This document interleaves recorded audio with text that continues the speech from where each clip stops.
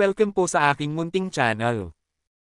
Pasensya na po mga idol kung minsan natatagalan sa pag-upload ng kwento na ito, medyo matagal kasi mag-update ang writer ng bawat kabanata. Huwag po ninyo sanang kalimutan na mag-like at mag-subscribe, pakihit na rin po ang notification button para ma-update po kayo sa tuwing na-upload ako ng video. Maraming salamat po. Ang sistema sa loob, $1,000,000 mula ngayon. Kabanata 176 hanggang 180. At George YouTube channel. Kabanata 176. Mainit pa ang sabaw para masaktan si Nicole. Gayunpaman, hindi siya sumigaw. Tiniis niya ang sakit kahit na nasusunog ang kanyang balat. Ano ang ginawa mo? Nagtaas ng boses si Stuart. Tumayo si Titan at tumaas siya sa ibabaw ni Stuart. Ang kamao niya ay kasing laki ng ulo ni Stuart. Ang mga mayayabang na chef na binabaliwala ang kanilang mga customer ay hindi makakarating sa kanilang mga karera. Hindi man lang siya nag-abalang sagutin si Stuart at patuloy na pinapahiya si Nicole. Kung hindi mo alam kung gaano kainit dapat mong gawin ang sopas, hindi ka karapat-dapat na maging chef. Kahit pulubi ay marunong magluto ng mas mahusay kaysa sa iyo, asong babae. Talagang sinira mo ang mood ko at sinayang mo ang oras ko. Wala sa posisyon si Nicole para sumagot. Ang init ng sabaw ay isang bagay, ngunit ang mas masakit sa kanya ay ang mga pampalasa na idinagdag sa sabaw. Lahat ng init ng mga pampalasa ay pumasok sa kanyang mga mata at ilong at labis na nasunog ang kanyang laman. Hindi niya makita ang mga luhang namumuo ng walang tigil, sinusubukang labanan ang hindi matiis na init sa kanyang mga mata. Mabilis na lumapit si Bjorn, at nagkataon na tumulong si Nicole para pumunta sa lababo at naglinis ng sarili. Samantala, ang mga gwardya ay sumugod sa pinangyarihan at sinubukang kunin si Titan, ngunit binasag niya ang kanilang mga ulo sa mesa at lubos silang nawasak. Siya ay isang taong higit sa 200 centimeters ang taas. Masyado siyang malaki at nakakatakot para pumasok si Stuart, lalo na nang brutal na bugbugin ang mga gwardya na parang mga laruan. Mangyaring umalis, o tatawag ako ng pulis. Buong tapang na sinabi ni Stuart. Sa tingin mo natatakot ako sa mga asong kumakain ng merienda na ibinibigay ko sa kanila bawat linggo. Hinawakan ni Titan si Stuart sa buhok at itinaas, na napapikit sa sakit. Dapat ay nanatili ka lang, asong babae. Hinagis niya si Stuart sa isa pang table. Tama na, Titan. Hindi na ito kayang panoorin ni Zuri. Tara na. Bueno, sa tingin ko ay sapat na ang nagawa ko. Kinuha ni Titan ang plato na may nakalagay na Nora chicken at sinimulang kainin ito habang siya ay naglalakad palayo. Tinundan siya ni Zuri ngunit saglit na lumingon kay Nicole at naawa sa kanya. Hindi ko na kayang huminto ngayon, Gabe. Isang manipis na daloy ng dugo ang tumulo mula sa ilong ni Nicole na ikinagulat ni Bjorn. Dumudugo ka sa ilong, ma'am. Tatawag ako ng ambulansya. Please do. Naramdaman ni Nicole na sumasakit ang buong ulo niya. Tumawag si Bjorn ng isang ambulansya at pagkatapos ay nakuhanan din ang mga larawan ng Titan mula sa malayo. Hindi ko alam kung sino ka, ngunit mapupunta ka sa kulungan bago sumikat ang araw bukas. Nagpadala siya ng larawan sa Chief of Police na kababata rin niya. Agad namang tumawag ang hepe ng pulisya na si Vicky. Bakit mo ipinadala ang larawan ng lalaking iyon? Ginulo ka ba niya o ang anak mo? Hindi, ngunit nagdulot siya ng istorbo sa hotel at nasugatan din ang aking kaibigan, sinabi sa kanya ni Bjorn. Gusto kong ay pakulong mo siya at parusahan ng mahigpit para hindi na niya magawa ang ganoong bagay. Isa siya sa 6 na amo ng Snake Gang, sagot ni Vicky. Natahimik si Bjorn dahil alam niyang kasama ang anak niya sa gang na iyon, hindi bilang kasabwat kundi bilang isang customer na tatangkilikin ang mga droga at babaeng ibinibigay ng gang na iyon. Parehong alam ito ni Bjorn at Vicky. Kung ita-target natin sila, maglalabas sila ng mga larawan at video ng iyong anak, dagdag ni Vicky. Sigurado akong magtatago sila ng kahit man lang video footage bilang backup, kaya ipinapayo ko sa iyo na kalimutan ang tungkol sa insidenteng ito. Kailangang lunukin ni Bjorn ang kanyang pride. Sige. Paumanhin sa pag-istorbo sa iyo. Walang problema, Bjorn. Mag-ingat ka. Nang matapos ang tawag, galit na galit si Bjorn na gusto niyang sirain ang mobile, ngunit pinigilan niya ang sarili. Pakiramdam niya ay talagang nakagapos siya sa sitwasyong ito. Anong mukha ang dapat niyang ibalik kay Nicole ngayon? Kahit sa sandaling ito, hindi niya naisip na sinadya ni Titan si Nicole dahil si Bjorn ay nasa ilalim ng impresyon na si Titan ay isang mayabang na bastard to the bone. Gayunpaman, kahit papaano ay nagawa ni Bjorn na lumapit kay Nicole na medyo kinilig pa rin. Nang makita niya ang dugong nagmumula sa ilong ay nawalan siya ng kumpiyansa. Bilang isang taong nanatili sa kama sa loob ng 2 dekada at nakaranas ng lahat ng uri ng kakilakilabot na mga bagay. Hindi na niya mabilang kung ilang beses na siyang dumyugo sa kanyang bibig pati na rin sa kanyang ilalim. Ngunit ngayon, pagkatapos niyang maging malusog, ang makitang muli ang kanyang dugo ay nakaramdam siya ng sobrang insecure at takot. Magiging okay din, miss. Dapat nasa daan na ang ambulansya. Tinubukan siyang aliwin ni Bjorn. Tumingin ito sa kanya ngunit hindi niya ito kilala. Ay nalalayan niya ito pababa. Ilang sandali pa ay dumating na ang ambulansya dahil malapit lang ang ospital. Tinama ng mga nurse si Nicole at sinamahan din siya ni Bjorn. Bago makarating ang ambulansya sa ospital na 600 metro lamang ang layo, isang linya ng mga bisikleta ang hamarang sa daraanan nito. May mga rowdies na nakaupo sa mga bisikleta. At paninigarilyo. Kahit ilang beses bumusina ang driver, parang walang pakialam ang mga gangster. Bumaba ang driver. Ngunit matapos makita ang mga baseball stick sa mga kamay ng mga gangster. Napagtanto niyang hindi siya makakalusot sa kanila ng mga salita, kaya bumalik siya sa kanyang upuan sa pagmamaneho at naisip ang ibaliktad ang sasakyan. Noon lang, isang lumang asul na Porsche ang dumating mula sa kabilang panig. Natural na nakilala ng driver ang kotseng iyon at nagbago ang kanyang ekspresyon. Nabaling ang atensyon ng mga gangster sa Porsche na patuloy na kumikislap ng mga headlight na nakakainis para sa kanila. Isa pa, lumabas ang isang lalaki at patuloy silang pinagmamasdan. Hindi siya makita ng mga gangster dahil nakatayo siya sa likod ng mga ilaw. Harapin mo yung punk na yan, sabi ng leader ng gang na iyon. Ang isa sa mga gangster ay sumugod at inihampas ang kanyang baseball bat ng mabilis at malakas sa abot ng kanyang makakaya. Pinalihis ng kalaban ang batute at sinuntok ang gangster sa mukha na nagpagulong-gulong sa lupa. Nakarating siya hanggang sa kung nasaan ang mga bisikleta ng mga gangster. At wala na siyang malay. Ang paghinto ng ambulansya ay ang pinakamasamang bagay na magagawa ng isang tao. Ang binata, si Russell Lin, na nakatayo sa Porsche, ay tinanggal ang kanyang asul na suit at tinupi ang kanyang manggas. Huwag kayong umasa na magiging madali ako sa inyong mga bastos. Kabanata 177. Huwag kayong umasa na magiging madali ako sa inyong mga bastos. Tinupi ni Russell ang kanyang manggas habang naglalakad siya patungo sa mga gangster, at lahat ng natitirang 9 na gangster ay sama-samang umatake sa kanya. May mga armas sila, ngunit wala ni isa sa kanilang mga sandata ang nakaabot sa binatang ito.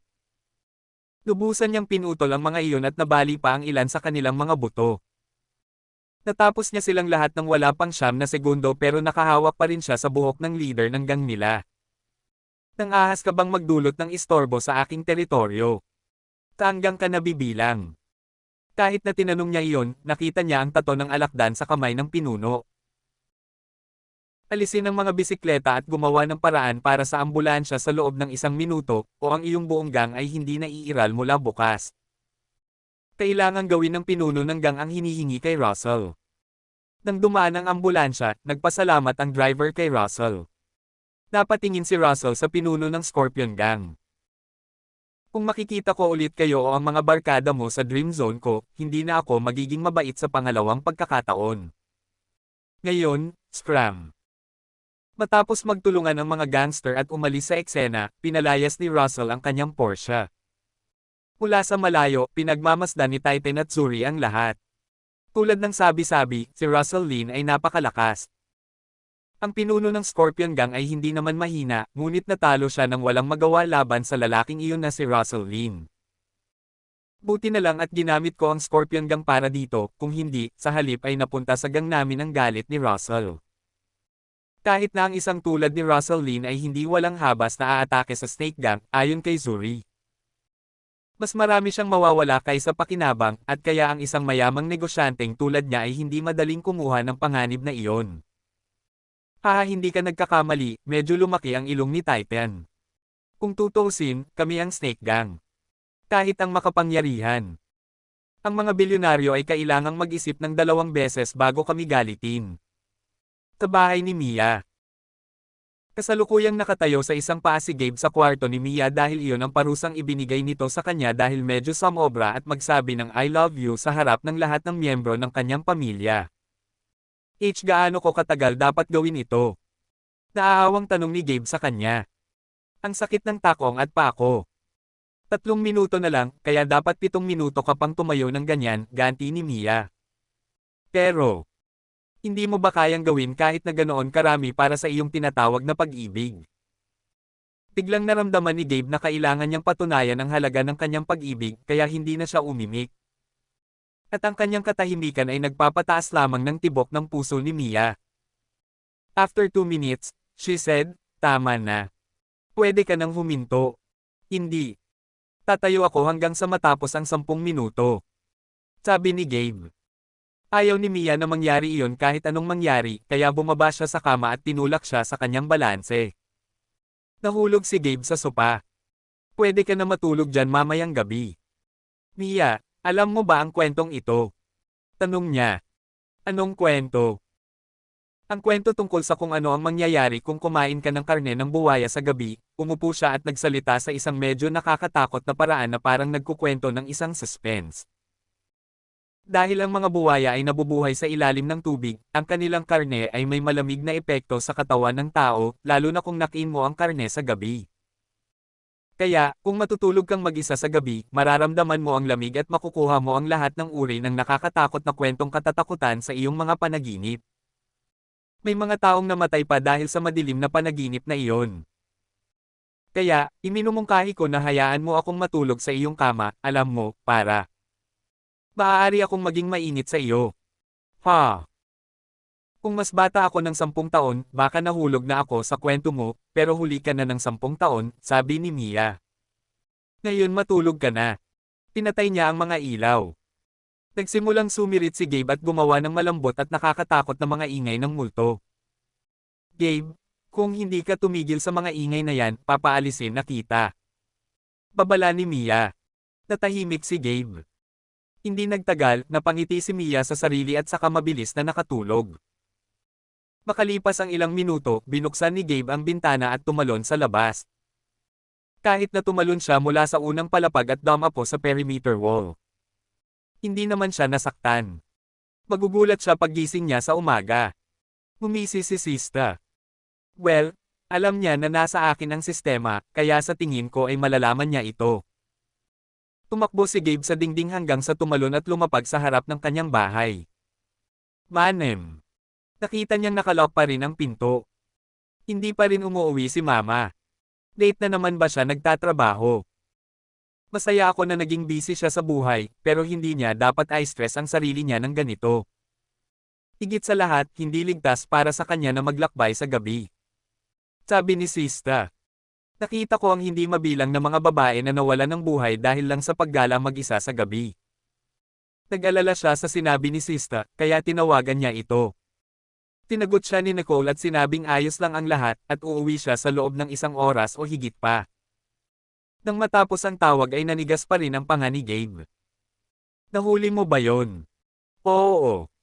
Narinig ko ang boses ni Bjorn Hemsey sa background. Sabi ni Sister at sinuri ang lahat ng ingay na narinig niya habang tumatawag. Tatingin ko nasa ospital sila. Kumunat ang noo ni Gabe. Ospital. Bakit naman siya magsisinungaling sa akin tungkol doon? Kinagat niya ang kanyang mga ngipin. Hindi naman siya kinikidnap diba? Parang hindi naman. Wala akong naramdamang tensyon sa boses niya. Sa pinakamainam, siya ay nagdusa ng isang maliit na pinsala o isang bagay. Nag-open si Sista. Nakahinga naman ng maluwag si Gabe sa narinig. Pero bakit malapit sa kanya ang matandang bastard na iyon sa ospital? Walang saysay iyon. Siguro, nilapitan siya. Hindi bata ang tiyahin mo. At hindi rin siya ignorante. Sigurado akong kaya niyang alagaan ang sarili niya sa usapin ng relasyon. Sabi ni Sista. Gayunpaman, kung nag-aalala ka, maaari mong tanungin siya kapag siya ay umuwi. Oo. Gagawin ko yan. Pumasok si Gabe sa kanyang bahay. Kailangan ko ba talagang pumunta sa pond na iyon bukas? Kung gusto mong pagbutihin ang iyong hypersense, iyon ang pinakamagandang lugar na mayroon ka sa lungsod na iyon. Pero pakiramdam ko, masyadong delikado. Magtiwala ka sa akin. Mas mabuting makipaglaban ng mga buwaya sa ilalim ng tubig kaysa makipag-away ng seryoso sa tulad ni Doon. Kalimutan mo na si Doon, siguradong papatayin ka kapag nakatagpo ka ng kalaban na kasing lakas ni Rika. Napabuntong hininga si Gabe. Medyo malakas na ako, pero marami pa ring mas malakas sa akin. Kailan ba ako magiging mas malakas sa kanilang lahat? Ahaha. Medyo tumawa si Sista. Kapag ikaw ang naging pinakamataas na alpha, magagawa mong tumayo sa gitna ng tuktok. Masisiguro ko sa iyo ng ganoon karami. Kabanata 178. Sobrang lamig ng pakiramdam ni Mia sa gabi, kaya kailangan niyang yakapin ng mahigpit ang unan. Siya ay nananaginip, at ang mga salita ni Gabe ay nakakaapekto sa kanya.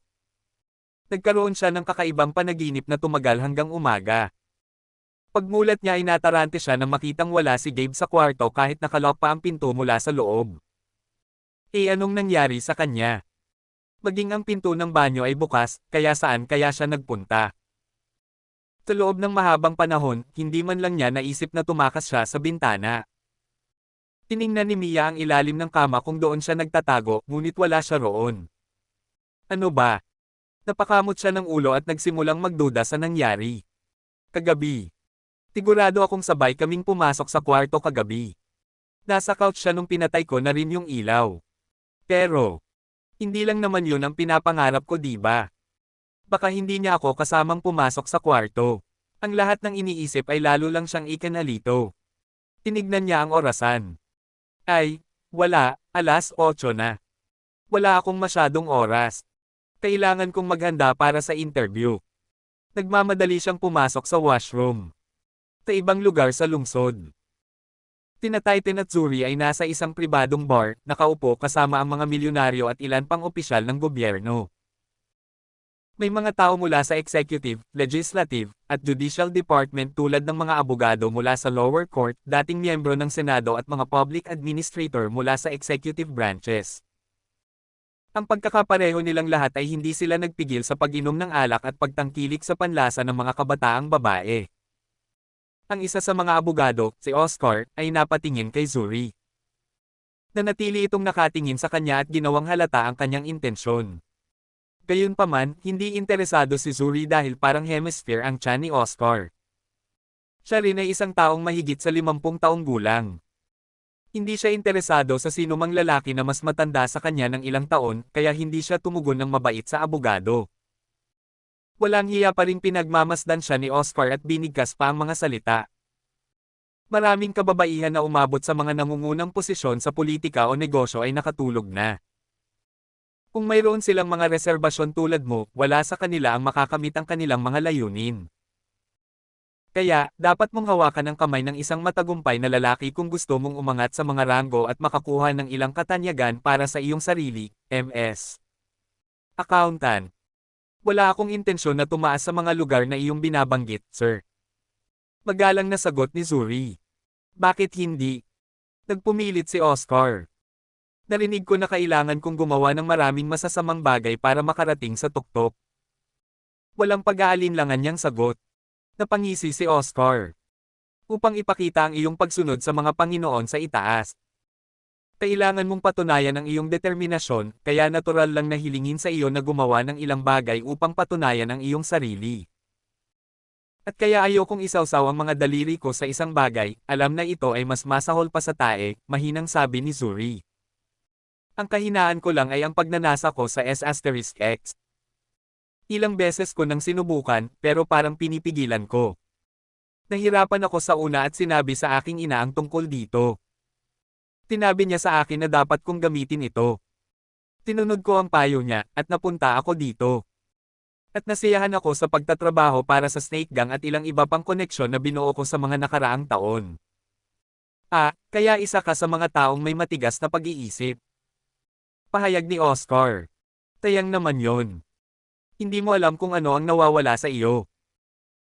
Hindi ako nag-aalala tungkol sa mga ganoong bagay, sir, dahil medyo masaya ako na hindi man lang ako ipinagbili ng nanay ko sa ilang mga may sakit na bastard noong bata pa ako. Mataray na sabi ni Zuri. Nang makita ang maraming magulang na nagbebenta ng kanilang sariling mga anak sa snake gang, madali niyang naisip ang ganitong conclusion. I guess hindi matalino ang nanay mo para mamuhay ng marangya noon. Nagulat siya sa sinabi ni Oscar. Huwag mo akong intindihin. Ang pagbebenta ng mga bata ay palaging isang malaking negosyo sa mga underground circle dahil madali silang pahirapan, patayin, o palakihin upang maging anuman ang gusto mo sa kanila. Kahit gaano mo pa sila nasaktan. Iisipin pa rin nila na sila mismo ang dapat sisihin. Mapapalaki natin sila sa ganoong paraan, at maaari silang magamit bilang mga especially iya upang sakupin ang mahahalagang posisyon sa mundo. Ako mismo ay nagpalaki ng 2 celebrity na magagawa ko ang lahat ng gusto ko, haha. Pinili ko ang mga ito sa humigit kumulang $20,000 maraming taon na ang nakalipas dahil mas mataas ang kanilang IQ, ngunit binabayaran nila ako ng malaking dibidendo. Sa katunayan, balak kong bumili ng higit pang mga bata na pumupunta sa ating bansa sa pamamagitan ng imigrasyon. Hindi ako gaanong gagastos ng malaki dahil ang mga magulang ay magiging desperado na kumita ng anumang pera na maaari nilang makuha dahil sila ay bagong pasok lang sa bansa. Walang sinabi si Zuri. Kahit na si Oscar ay isang abogado lamang ng isang mababang hukuman, siya ang tagapamagitan ng pulong na ito. Ang kanyang impluwensya ay higit sa naiisip ni Zuri. Ayaw niyang usisin ang mga pangyayari at ilagay ang sarili sa panganib. Kahit na mayroon siyang Titan na tutulong sa kanya, ano ang magagawa ni Titan laban sa mga tulad ni Oscar na maaaring gumawa ng paglipat ng gobyerno kung gusto niya? Hindi ako madalas nagsasalita sa labas ng court. Sabi ni Oscar na nakatitig sa cleavage ni Zuri. Ngunit ang iyong boobs ay nakakaapekto sa aking isip mula pa noong una kitang makita. Sa mga araw na ito, karamihan sa mga babaeng nakakasalamuha ko ay may mga suso na may silicone na nakakawalang gana, ngunit masasabi kong natural ang sa iyo. At gusto ko silang maramdaman. Ayos lang kung ayaw mong tumaas sa ranggo, pero isang gabi lang. Gusto kong libangin mo ako. Magagawa mo man lang iyon, di ba? Kung hindi, hindi ka karapat-dapat na maupo sa amin. Sabi nito na tumingin kay Titan. Dapat tingin si Titan sa kanya. Isang gabi lang, bulong niya. Ano ang malaking bagay? Kung nasiyahan ka sa kanya, babayaran ka ng impyerno. Kilala siyang nagbibigay ng labis na regalo, kaya hindi na ako magtataka kung magregalo siya sa iyo ng isang gusali o tindahan o gymnasium.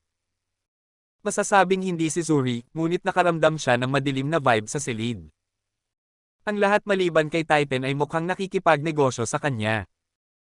Pakiramdam niya ay mapapaalis na lang siya ng mga ito kung tatanggihan niya, kaya talagang pinilit niyang tumango. At pagkatapos ay lumiwanag ang ekspresyon sa mukha ni Oscar. Magaling yan. Magpapadala ako ng kotse sa bahay mo sa gabi. Huwag kumain ng kahit ano sa pagitan dahil marami tayong gagawing ehersisyo ng magkasama, at ayaw kong masusuka ka sa gitna. Bahagyang kumunat ang noo ni Zuri ngunit mabilis na pilit na ngumiti. Ang baboy na ito. Malamang ay iniisip niya na gawin ko ang lahat ng trabaho. Ayaw ko man lang maamoy ang hininga niya, pero paano ako makakatakas sa sitwasyong ito? Kabanata 179. 10:00 ng umaga. Nagpunta si Mia sa isang bagong gawang museo dahil kumukuha sila ng admission para sa gabay. Isa si Mia sa 54 na dumalo. Hanggang sa pagpunta niya sa museo, gusto niya talaga ang trabaho dahil sanay siyang magtrabaho sa museum at naniniwala siyang makukuha niya ang trabaho. Gayunpaman, pagkatapos pumunta doon, nakaranas lamang siya ng masasamang bagay. Halimbawa, muntik siyang madulas at mahulog sa pasukan. Iniwasan niya ang pag-inom ng tubig mula sa isang baso matapos makita ang isang buhok sa loob. Ang isa sa mga dumalo na nakaupo sa tabi niya ay patuloy na bumahing at hindi nila tinakpan ang kanilang ilong. Ito ay hindi mabata para sa kanya. Habang nag-iisip siya, dumating ang turn niya. Pumasok siya sa HR room, pero laking gulat niya, nasa loob si Kira dahil co-owner siya ng museum. Kahit na gulat si Mia, mabilis siyang nagayos at tumalikod para lumabas ng kwarto. Sigurado ka bang gusto mong gawin iyon? Tumayo si Kira sa kinauupuan niya, napatigil si Mia. Alam kong niloko ka ng isang taong pinaniwalaan mo, ngunit kung ako ang tatanungin mo, hindi ka dapat mag-alala tungkol dito. Sa halip, gamitin iyon bilang bahagi ng iyong karanasan at lumago. Alam ko na nagtrabaho ka sa isang museo dati. Hindi masama ang iyong CV, kaya naman na shortlist kita para sa panayam. Kung willing kang magtrabaho dito, kukunin kita. Walang mga tanong. Anong masasabi mo? Umarap si Mia sa kanya. Mas gugustuhin kong walang trabaho kaysa magtrabaho sa kumpanya mo, Kira. Ngumisi si Kira. Ganoon ba? Baka niloko mo ako, pero huwag kang masanay na magnakaw ng trabaho ng iba, babala ni Mia. O kapag sa tingin mo ay naabot mo na ang tuktok, sabay-sabay kang babagsak. Ha? Yun lang ba ang sasabihin mo sa kaibigan mo? Nagtaas ng kilay si Kira. Hindi kita kaibigan. Umalis si Mia. Hindi ka naging. Pagkalabas ni Mia ng kwarto ay tumalim ang tingin ni Kira. Akala ko isa lang siyang spineless na manok pero parang may kaunting gulugod. Ngunit wala siyang sapat na lakas ng loob para sumunod sa akin, kaya hindi ko iniisip na dapat akong mag-alala. Well, kung akala ko banta siya, matagal ko na siyang inalagaan, fufo. 3:00 ng hapon. Dumating ang mga manggagawa ng UTS sa Walker Pond para kunin ang bangkay ng isa pang buwaya. Sa pagkakataong ito, ang buwaya ay mukhang magulo na para bang brutal itong nadurog at binugbog hanggang sa maputol. Ang mga manggagawa ay hindi direktang nagtanong kay Gabe ng anuman, ngunit sila ay nagtataka sa kanilang sarili. Paano ang impyerno sa tingin mo kaya niya napatay ang buwaya na ito? Ewan ko, pero sa paghusga kung paanong walang bakas ng dugo sa lupa ng matagpuan namin, malamang pinatay niya ito sa ilalim ng tubig. Nakipaglaban siya sa buwaya sa ilalim ng tubig. Posible ba iyon? Sa tingin ko, posibleng talunin ng nangungunang 1,000 ranker sa UTS ang isang buwaya na ganito kalaki, kahit na ang buwaya na inihatid niya kahapon ay talagang exception. Oo, kakaiba ang bagay na iyon. Kung iisipin, ginagamit ng gangster na ito ang mapanganib na lawa para sa lugar ng pagsasanay. Mahirap pa ring paniwalaan. Sa narinig ko, hindi bababa sa 230 na buwaya ang nasa pond na ito. Ang ilang mga pagawaan ng karne ay nagtatapon ng basura sa pond na ito tuwing isang buwan, at sa gayon ay nabubuhay ang mga halimaw na ito. Gayunpaman, ang mga buwaya na iyon ay dapat na medyo gutom, at dapat itong medyo marumi sa mga tubig na iyon. Kung lumalangoy siya sa ganoong uri ng tubig at nakikipaglaban sa mga gutom na hayop, tiyak na hindi siya ang iyong karaniwang tao. Nakikita ko kung bakit binigyan siya ng UTS ng clearance na pumatay ng kasing dami ng kalahati ng mga buwaya kung kaya niya. Ginagamit nila siya upang bawasan ang bilang ng populasyon ng buwaya at hindi rin kumikita sa mga buwaya sa parehong oras. Ang magkabilang panig ay nakikinabang sa deal na ito. Sana hindi siya mamatay sa pond na iyon. Kung siya ay namatay, wala kaming mahanap kahit isang piraso ng kanyang tela. Kakainin ng mga buwaya ang bawat huling parte niya. Pagkaalis ng truck ng mga manggagawa, huminga ng malalim si Gabe na nakatingin sa kanila mula sa malayo. Kasalukuyan siyang nakaupo sa ilalim ng lilim ng isang puno. Siya ay may mga sugat sa buong katawan, at si Sister ay patuloy na nagpapagaling sa kanya. Mabilis sana siyang gumaling, ngunit gusto niyang masanay siya sa sakit. Napatitig ang mga mata ni Gabe sa dalawang buwaya na nakatingin sa kanya mula sa lawa. Mga 20 metro ang layo nila sa dalampasigan. Kaya sinasabi mo sa akin na labanan silang dalawa ng sabay bago tuluyang maghilam ang mga sugat ko. Humigting ang panga ni Gabe. Sa tingin mo ba ako ay isang fucking baliw o ano? Halos hindi ako nakaligtas sa buwaya na iyon na halos sumabit sa aking leeg. Kung ito ay nagtagumpay, hindi ko akalain na kahit ikaw ay mailigtas ako. Makinig, kung gusto mong madagdagan ang iyong lakas ng mabilis, kailangan mong kunin ang mga ganitong uri ng mga panganib. Nadagdagan ni Sista ang kanyang bilis ng pagpapagaling at pinalakas din ang kanyang sigla upang makatulong sa pag-udyok sa kanya. Huwag mong isipin kahit isang segundo na maaari kang maging Master Alpha sa pamamagitan lamang ng pakikipaglaban ng ligtas sa mahabang panahon. Upang maging isang Master Alpha, kailangan mong ipagsapalaran ang lahat ng mayroon ka.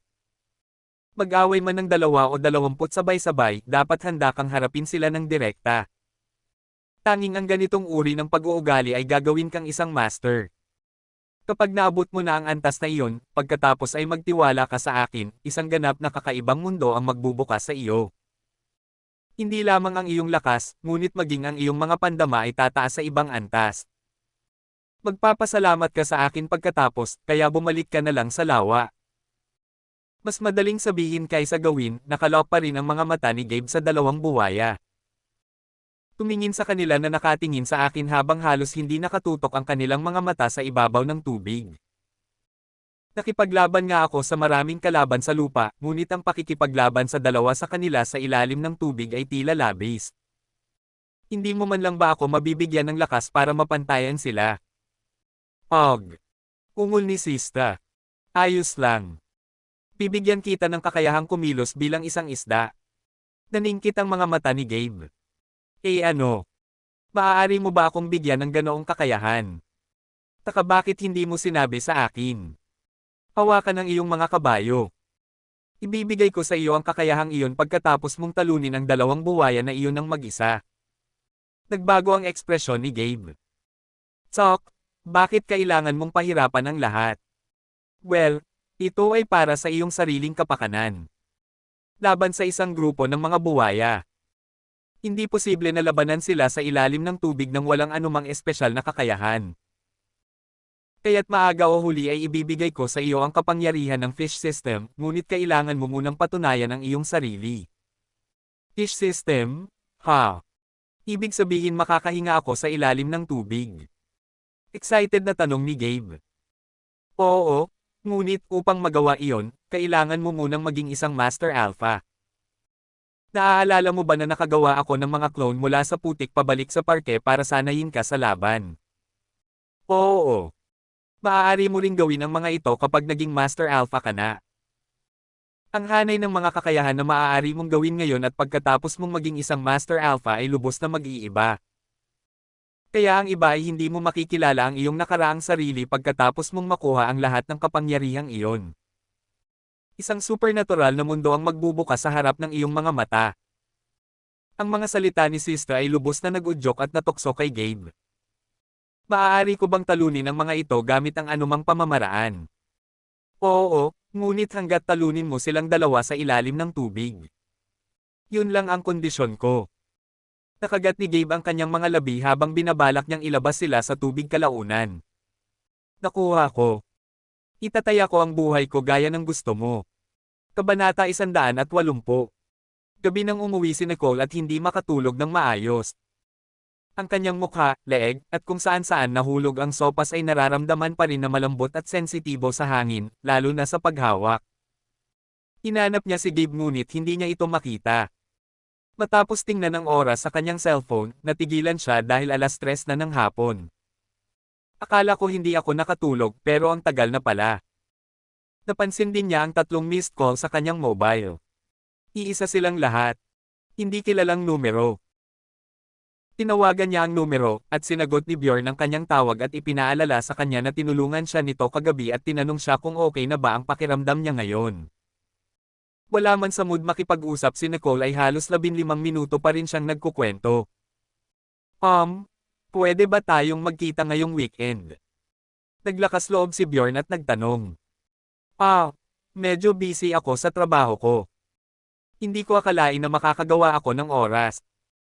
Maaari kitang makilala sa hotel para sa iyong trabaho, kung maaari. Maaari ba tayong maghapunan pagkatapos ng iyong trabaho? Mungkahi ni Bjorn. Napaisip si Nicole sa sinabi niya. Sa puntong ito, naging halata sa kanya na interesado ito sa kanya. Nasa mid-50s na si Bjorn, pero malayo pa rin siya sa hitsura niya 25 years ago. Walang pakialam si Nicole sa 50s dahil nasa 50s na rin siya. Pero napakabata niya ngayon, kaya ano na lang ang iisipin ng mga tao kung makikipag-date siya kay Bjorn na hindi naman kamukha niya. Ang lahat ng mga kaisipang ito ay nagdiin sa kanyang isipan. Hindi ka pa sumasagot Ms. Nicole. Nag-aalangan na sabi ni Bjorn, umaasang hindi siya tatanggi. Sa tingin ko ay makakapag-dinner tayo ngayong weekend. Sumang-ayon muna si Nicole, ayaw siyang bigwan. Salamat. Malapit na kitang makita. Ingat. Sabi niya at ibinaba ang tawag. Napabuntong hininga si Nicole. Hapunan na may kakaiba. Sa hotel kung saan ako nagtatrabaho. Mabilis na nangyari ang lahat. Sana hindi ako sumobra. Dahil binigyan siya ni Russell, ang chairman ng Tuna Waves, ng pahintulot na magpahinga ng isang araw, hindi na niya kailangang pumasok sa kanyang trabaho ngayon. Kaya naman, nag-focus siya sa pagluluto ng crocodile meat na inimbak ni Gabe sa refrigerator. Sa bahay ni Mia. Bumalik si Mia mula sa kanyang panayam na may disappointment at inis na hitsura sa kanyang mukha. Sa kanyang pagtataka, lahat ng miyembro ng kanyang pamilya ay nasa labas ng bulwagan, kumakain ng matatamis at nagsasaya habang nakikipag-usap sa isang lalaki na hindi kilala ni Mia. Pagpasok ni Mia sa hall, ipinakilala ni William ang lalaking iyon. Mia, ito si G. Brendan Carrillo, anak ni Mayor Brett Carrillo. Ikinagagalak kitang makilala. Normal na nakipagkamay si Mia sa kanya. Hindi gaanong umasa si Brendan bago maglaan ng oras na pumunta sa bahay na ito, ngunit pagkatapos makita si Mia, iba ang naramdaman niya. Nakatikim na siya ng daan-daang batang babae at eksperto siya pagdating sa pagmamarka ng mga babae ayon sa kanilang lambing. Kaya lang nasabi niya sa pakikipagkamay na hindi si Mia ang tipong manghuhusga ng mga tao sa kanilang katanyagan at yaman. Karaniwan. Iniiwasan niyang makipagkita sa mga ganoong tao para hindi masayang ang kanyang oras at lakas. Ngunit sa hindi malamang dahilan, hindi niya nagustuhan nang hindi pinansin ni Mia ang lahat ng nangyayari sa bulwagan at dumiretso sa kanyang silid sa itaas. By the way, nasaan si Bart? Tanong ni Brendan kay William. Hindi ko siya nakita sa huling 3 araw.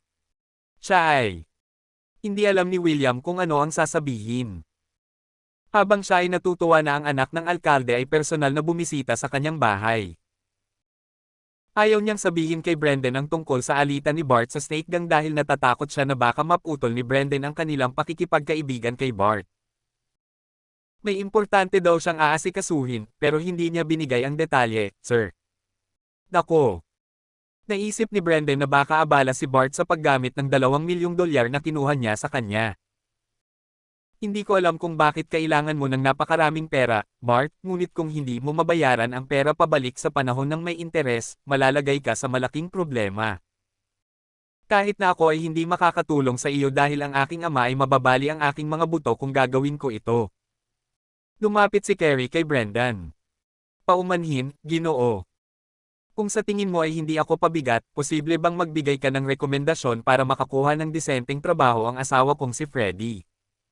Dahan-dahan ngunit tiyak na ngumiti si Brendan.